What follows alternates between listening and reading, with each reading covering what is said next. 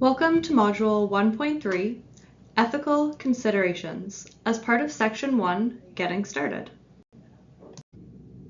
This course was developed as part of the project Community-Led Designs for Specialized Housing in the North, which received funding from the Housing Supply Challenge Getting Started round.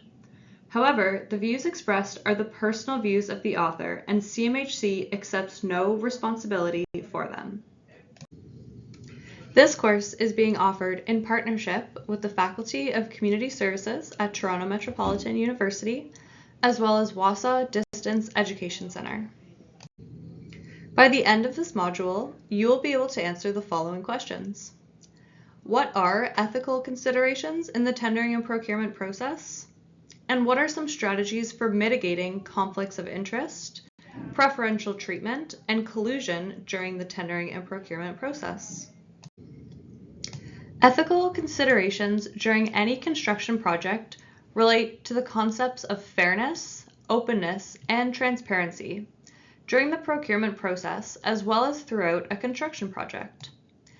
Anything that takes away from the fairness or transparency of the tendering process would be considered to be an ethical consideration.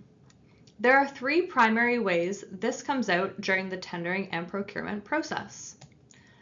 Through conflict of interest, where an individual is making a decision, such as awarding a contract that could directly benefit them. Preferential treatment, granting special treatment or assistance to family or friends or acting against a party due to a personal bias. Or collusion, where an agreement is made outside of the designated process. It can involve kickbacks, price fixing, or misrepresenting a relationship between two parties. Managing ethical considerations. Issues associated with conflicts of interest, preferential treatment, and collusion can be avoided by declaring potential or perceived conflicts of interest and following clear and transparent tendering processes and evaluation criteria that is established through policy. Ensuring the roles and responsibilities on the project team are understood. It's about making sure that the people put into these roles understand the responsibility and power that they are undertaking. They should have little to no conflict of interest.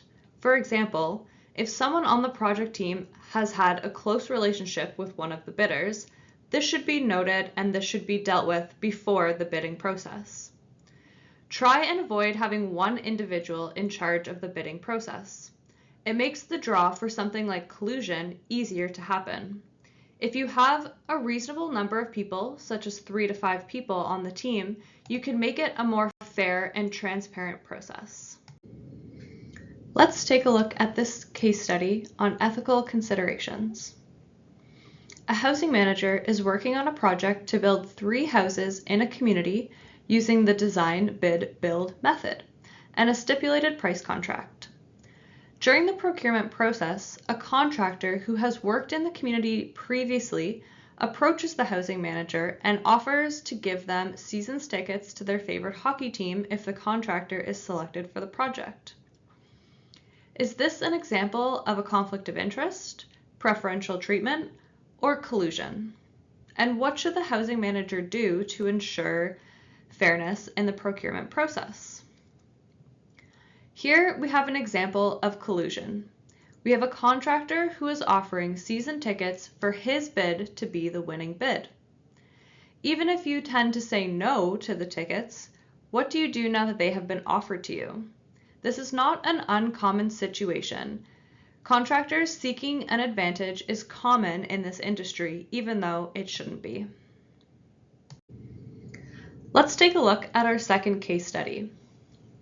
A housing manager is working on a project to build 7 houses in a community using the design build method and a unit price contract. During the procurement process, the housing manager meets up with a close friend who runs a small contracting firm and learns that they are interested in being hired as the contractor for the project. The housing manager decides this would make procurement easier and decides to hire their friend on the spot. Is this an example of a conflict of interest, preferential treatment, or collusion?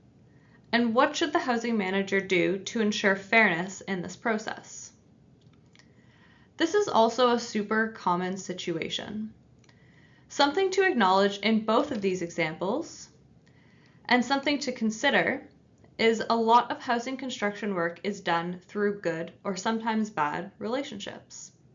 In the North, it is a small industry.